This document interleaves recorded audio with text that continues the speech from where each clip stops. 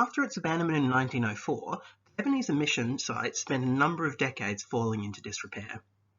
It wasn't until the 1950s that the non-Indigenous community of the region began to take an interest in the potential historical value of the site, with members of the Lutheran Church showing a particular interest in the site for its connection to their own Germanic origins.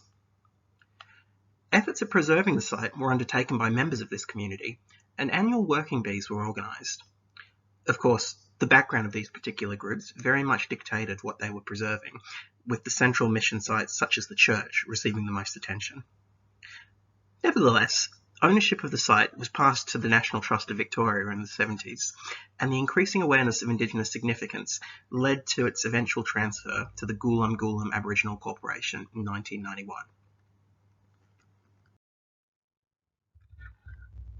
During the 1990s, administration of the land was undertaken under the auspice of the Victorian Government's Aboriginal Affairs Victoria, which prompted an increase in studies relating to the value of the site to the local Indigenous community.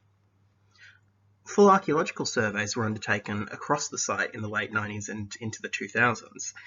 These projects were directly linked and intended for the benefit of the site's traditional owners, the Wagaya people, who in 2005 gained recognition from the Commonwealth Government through the declaration of their native title interests over the land. The most recent stage in the gradual process of recognising the site for its connection to the Wagaya people came about in 2013, when the National Trust of Victoria transferred their remaining interest in the site to the Burrungin Land Council Aboriginal Corporation, who now serve as its exclusive custodians. And the picture on screen is actually just after the ceremony when that transfer occurred. Now, as with all historical sites, the value of the mission to different stakeholders varies depending on their past experience and their connection to it. The importance of the site to the Lutheran Church is indeed still strong today due to its early Germanic roots. Similarly, the importance of Christianity to a number of Indigenous persons in the current day who share a historical connection to the Ebenezer mission means that many still hold a level of fondness for its role in their own personal stories. Others are more ambivalent about the mission, acknowledging both the role it played in protecting Indigenous peoples from the violence that plagued the early colonies, while also lamenting the effects of institutionalisation on culture and connection to country. In spite of this, however, the Wagaya people have largely maintained strong connections to country in the region, and Ebenezer is just a small part of their very long history.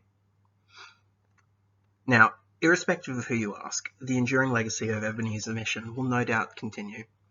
Its dual role in the attempt to both protect and eliminate Indigenous peoples and culture has had a marked effect on modern society. Although Ebenezer serves as a relatively egalitarian example of a mission house in colonial Victoria, its legacy will no doubt be mixed. Ultimately, however, it's important to recognise both its positive and negative impacts, as they both contributed to a modern Australian identity. As the Australian nation slowly comes to terms with its colonial past, sites like the Ebenezer mission will serve an important didactic role in both reconciliation and social progress.